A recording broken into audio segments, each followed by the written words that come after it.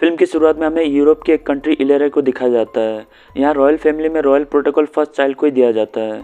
दूसरे या तीसरे चाइल्ड को कुत्ता भी नहीं पूछता।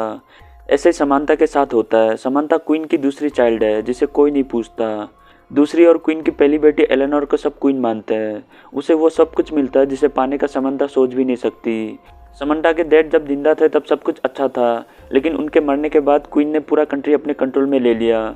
इसी वजह से रॉयल फैमिली के दूसरे या तीसरे चाइल्ड की कोई वैल्यू नहीं है। समंता की सिस्टर एलेनोर कुछ महीने बाद 18 साल की होने वाली है। उसे उसके गिफ्ट में इलेरिया का क्वीन बना दिया जाएगा। ये सब समंता को बहुत बुरा लगता है। खैर, समंता प्रिंसेस होकर भी नॉर्मल लाइफ जीती है। ये अलग बात है कि उसे कोई नहीं पहचानता। जोक्स अपार्ट, समंता का एक दोस्त है जिसका नाम है माइक। इन दोनों को मोनार्की सिस्टम पसंद नहीं है। समंता चाहती है कि इस कंट्री पर डेमोक्रेसी आए जिससे सब लोग अपनी मर्जी का लाइफ जी सके। ये दोनों लोगों को इस बारे में बताने के लिए म्यूजिक से सबको अट्रैक्ट करते हैं। साथ ही समंता स्केटिंग भी करती है, लेकिन आज स्केटिंग के दौरान वो ट्रैफिक सिग्नल तोड़ देती है, जिस वजह से पुलिस उसे पकड़कर क्वीन के सामने ले आते हैं। समंता यह अपनी मॉम से कहते हैं कि इस देश के लोग इस गवर्नमेंट से खुश नहीं है। सब तंग आ चुके हैं मोनार्की सिस्टम से। क्वीन ये सुन समंता से कहती है कि गवर्नमेंट को पसंद ना करने वाले माइनॉरिटी में है, इसलिए तुम डेमोक्रेसी लाना भूल जाओ। फिर सीन कट कर हमें एक जेल को दिखाया जाता है जहाँ एक कैदी को खाने के लिए एप्पल दिया जाता है। इस कैदी का नाम एडमंड है। एडमंड को इस एप्पल के अंदर एक ट्रांसमीटर मिलता है जिसे वो अपने सीक्रेट डिवाइस में लगाकर बड़े आसानी से गले वाला लॉक खोल लेता है। लॉक खुलते ही एडमंड यहाँ से निकल लेता है। अब सवाल ये है कि एप्पल देने वाला कौन था, ये तो हमें आगे ही पता चलेगा। खैर, दूसरी ओर हम समंता और माइक को देखते हैं जो किसी कंसर्ट के लिए प्रैक्टिस कर रहे होते हैं। प्रैक्टिस के बाद समंता को माइक के मुंह से गार्लिक का स्मेल आता है। माइक इससे थोड़ा शॉक हो जाता है क्योंकि उसने गार्लिक 2-3 दिन पहले खाया था। ये बात वो समंता को बताता है, मगर जल्दबाजी में समंता इग्नोर कर यहाँ से चली जाती है। घर आने के बाद समंता अपने फादर की चीज़ों को देखने लगती है। अपने फादर के सामान को देख समंता को अपना बचपन याद आ जाता है, कैसे वो और उसके फादर एक साथ टाइम स्पेंड करते थे। समंता अपने फादर के बहुत क्लोज थी, इसलिए वो आज भी उन्हें भुला नहीं पाई। इसके बाद हमें एक पार्टी दिखाया जाता है जिसे समंता की सिस्टर एलेनोर के लिए रखा गया है। समंता भी यहाँ मौजूद होती है, लेकिन वो ये भूल गई थी कि उसने माइक को क्लब जाने का प्रॉमिस किया था।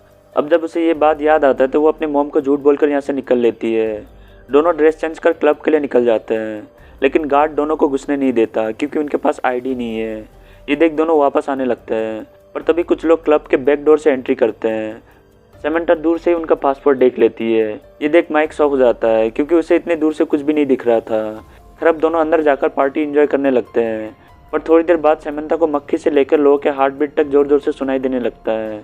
समंता इन आवाज़ों से परेशान होकर फायर अलार्म ऑन कर देती है, जिससे सब लोग डर कर भाग जाते हैं। एंड एक बार फिर पुलिस समंता को पकड़ लेते हैं, लेकिन इस बार माइक भी साथ होता है।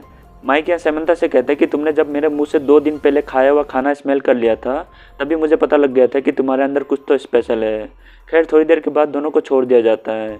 क्वीन अब समंता को एक समर कैंप में भेज रही है जहाँ जाने का उसका बिल्कुल भी मन नहीं है। इसके बाद हमें एडमंड को दिखाया जाता है जो शुरुआत में जेल से भागा था। एडमंड अपने पार्टनर को कॉल कर थैंक्स कहता है क्योंकि उसी ने एप्पल में ट्रांसमीटर लगाया था।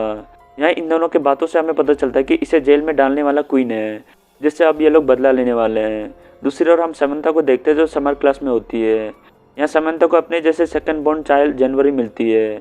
इसके बाद समर टीचर आकर सबको बताता है कि इस क्लास में जितने भी स्टूडेंट है वो सब रॉयल सेकंड बोर्न चाइल्ड है। साथ ही समर टीचर कहता है कि तुम सब में कुछ सुपर पावर्स है जिनके बारे में शायद तुम लोगों को भी नहीं पता, इसलिए हम यहाँ तुम्हें ट्रेन करेंगे जिससे तुम सीक्रेट सोसाइटी में रह सको। उस सीक्रेट सोसाइटी का नाम है secret society of second born child. फिर सबको पता चलता है कि इस सीक्रेट सोसाइटी का हेड और कोई नहीं बल्कि समंता की मॉम क्वीन है। क्वीन सबसे कहते हैं कि तुम सबको अपनी पावर से रॉयल सोसाइटी और लोगों को मुसीबतों से बचाना है। साथ ही कहते हैं कि अगर तुम में से कोई अपनी पावर यूज़ नहीं कर पाया या ट्रेनिंग में फेल हो गया तो तुम सबकी याददाश्त मिट जाएगी। इसके बाद सबको पहला टास्क दिया जाता है। टास्क ये है कि इस रूम के अंदर बहुत सारे ब्लॉक्स हैं जिन्हें पार करके उन लोगों के एक पिरामिड तक पहुँचना है। टास्क शुरू होते ही सब लोग पिरामिड तक जाने की कोशिश करते हैं, लेकिन उनके गलत मूव की वजह से लेज़र गन उन्हें शूट कर देता है। इस टास्क को पूरा करने की कोशिश में सबको अपनी पावर्स का पता लग जाता है। यहाँ रोक्साना नाम की एक लड़की को पता चलता है कि वो इनविजिबल हो सकती है। दूसरी ओर टूमा लोगों को पोजेस करके अपने काम करवा सकता है। साथ ही समंता के सारे सेंसेस बहुत ज़्यादा तेज हो चुके हैं। समंता सब चीज़ों को सेंस कर बहुत फास्ट हो जाती है। खैर, अब ये टास्क पूरा तो नहीं होता, लेकिन सबको यहाँ अपने पावर्स का पता लग जाता है। जनवरी को पता लगता है कि वो किसी को भी टच करके उसके पावर को थोड़ी देर के लिए छीन सकती है। फिर हम मेटियो नाम के एक लड़के को देखते हैं जो इंसेक्ट को कंट्रोल कर सकता है। अगले दिन सबको उनके पावर्स के हिसाब से ट्रेन किया जाता है। समंथा जिसके सेंसेस हाई है उसे बड़े बड़े स्पीकर्स के सामने लाकर हियरिंग सेंस की ट्रेनिंग कराया जाता है। प्रोफेसर समंथा से कहता है कि तुम्हें बस वही साउंड सुनना है जो तुम्हारे काम की हो। इसके बाद प्रोफेसर टुमा को एक डॉग को पोजेस करके उसे ट्रेन करने को कहता है। फिर रोक्साना को अलग अलग मौसम और सिचुएशन में गायब होने का ट्रेनिंग दिया जाता है। साथ ही मेटेओ इंसेक्ट के साथ ट्रेनिंग करने लगता है। एंड में प्रोफेसर जनवरी को स्विमिंग पूल में लाकर एक लड़की के साथ ट्रेनिंग करने के लिए कहता है। इस लड़की के पास पानी में सांस लेने की पावर है। खैर अब ट्रेनिंग खत्म होने के बाद सब लंच के लिए आते हैं। प्रोफेसर यहाँ समंथा को टेस्ट करने लगता है। वो जानबूझकर समंथा के खाने में पॉइजन मिला देता है जिससे समंथा की स्मेलिंग सेंसेस और बढ़ सके। इसके बाद हमें समंथा और उसकी मॉम को दिखाया जाता है जहाँ वो उसे उसके पावर को कंट्रोल करने का ट्रिक बताती है। फिर धीरे धीरे सब लोग अपनी पावर को कंट्रोल करना सीख जाते हैं एक्सेप्ट रोक्साना के। रोक्साना को ट्रेन करने के लिए प्रोफेसर उसका फ़ोन लेकर उसे धमकी देता है कि अगर तुमने ट्रेनिंग अच्छे से नहीं किया तो मैं तुम्हारे बिना मेकअप वाली फ़ोटो सोशल मीडिया पर अपलोड कर दूंगा। साथ ही कहता है कि अब मैं तुम्हारी लाइव स्ट्रीम करने वाला हूँ, तुम्हारे फैंस तुम्हें इस हालत में देख खूब हंसेंगे। ये कहकर प्रोफेसर लाइव स्ट्रीम स्टार्ट करने वाला होता है कि तभी रोक्साना खुद को इनविजिबल कर लेती है। इसके बाद हम समंथा को देखते हैं जो माइक को मैसेज कर किसी कॉन्सर्ट में जाने की प्लान करती है। लेकिन इसी बीच प्रोफेसर आकर सबसे कहते हैं कि अब वक्त आ गया है अपनी पावर्स का सही इस्तेमाल करने का। तुम सबको एक कीमती सामान को चोरी होने से बचाना है। यह कहकर प्रोफेसर सबको लोकेशन पर भेज देता है। समंथा यहाँ अपनी सेंसेस का यूज़ कर पता कर लेती है कि चोर कहाँ से आ रहा है। सब भागकर उस चोर को पकड़ लेते हैं। फिर हमें पता चलता है कि ये तो वही लड़की है जो जनवरी को स्विमिंग पूल में सांस लेने की ट्रेनिंग दे रहा था। लेकिन थोड़ी देर में सबको पता चल जाता है कि उनके साथ स्कैम हो गया है। चोर ने उन लोगों को चकमा देकर वो कीमती सामान चुरा ले गया। प्रोफेसर इससे काफ़ी गुस्सा होता है। गुस्से में वो नेक्स्ट क्लास करने से मना कर देता है। फिर रात को समंथा माइक से कॉन्सर्ट ना जा पाने के लिए माफ़ी मांगती है। नेक्स्ट डे सब लोग घूमने निकलते हैं जहाँ समंथा और जनवरी अच्छे दोस्त बन जाते हैं। जनवरी समंथा को अपने घर लाकर अपनी स्टूडियो दिखाती है जिसे उसके फादर ने उसके लिए बनाया था। इसी बीच माइक यहाँ पहुँच जाता है। माइक यहाँ समंथा को एंजॉय करते देख गुस्से से जाने लगता है। लेकिन तभी एडमंड जो जेल से भागा था वो यहाँ आकर इन लोगों पर हमला कर देता है। यहाँ में पता चलता है कि एडमंड के पास भी कुछ पावर्स है, लेकिन फिर भी ये लोग किसी तरह खुद को बचा लेते हैं। एडमंड जाते जाते समंथा को स्नोफ्लिक्स कहता है। इस नाम से समंथा को बस उसके फादर बुलाते थे, लेकिन उनकी तो डेथ हो चुकी है।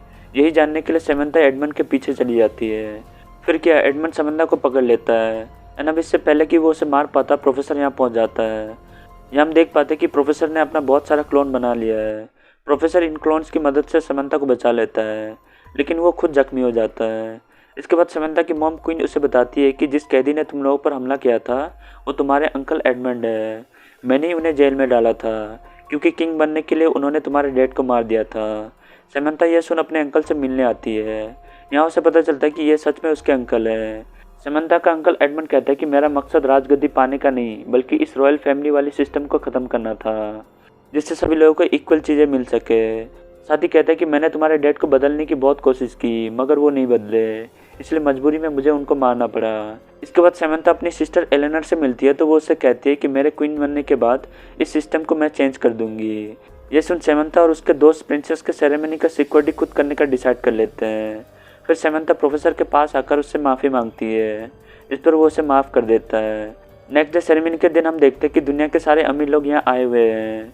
टूमा जिसके पास कन्विंसिंग पावर है वो अपनी पावर यूज़ नहीं कर पाता क्योंकि जनवरी उसके पावर को छीनकर एक गार्ड को पजेस कर लेती है। फिर वो उस गार्ड के जरिए सैम के अंकल को छुड़ा लेती है। यहाँ हमें पता चलता है कि इस आदमी को एप्पल ट्रिक करके जेल से निकालने वाला जनवरी ही थी। खैर अब जनवरी अपने 3 दोस्तों को पजेस कर उन्हें सैम के अंकल वाला सेल में बंद कर देती है। फिर जब उन्हें होश आता है तो वो खुद को सेल में बंद देख शॉक हो जाते हैं। मेटियो यहाँ किसी तरह इंसेक्ट के जरिए समंथा को इन्फॉर्मेशन पहुँचा देता है। यहाँ समंथा अपने पावर का यूज़ कर अंकल को ट्रैक करने लग जाती है। दूसरी ओर पैलेस में क्वीन सेरेमनी स्टार्ट हो जाता है। एडमंड का प्लान सभी रॉयल लोगों को मारना है। उधर समंथा हेल्प के लिए माइक के घर आती है पर वो गुस्से में दरवाज़ा नहीं खोलता। फिर बहुत रिक्वेस्ट करने पर माइक उसकी हेल्प करने के लिए मान जाता है। माइक एक ट्रैप की मदद से जनवरी को एक रूम में ले आता है जहाँ जनवरी खुद ही समंथा से कहती है कि वो उसके अंकल एडमंड के लिए काम करती है। साथ ही वो उसके सिस्टर एलेनर को मारकर खुद क्वीन बनना चाहती है। इस दौरान जनवरी के सर पर कुछ गिरता है जिससे वो बेहोश हो जाती है।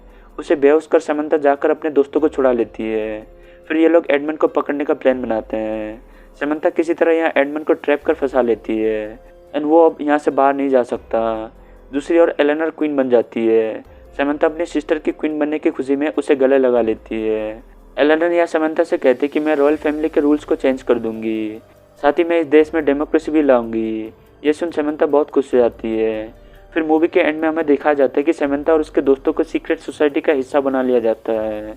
इसी दौरान इनको पता लगता है कि जनवरी जेल से भाग गई है, जिसे ये लोग पकड़ने निकल जाते हैं। एंड फिर इसी के साथ ये मूवी यहीं पर ख़त्म हो जाता है। ये मूवी आप सबको कैसी लगी, स्टोरी पसंद आया या नहीं, कमेंट्स करके ज़रूर बताना। Thanks for watching.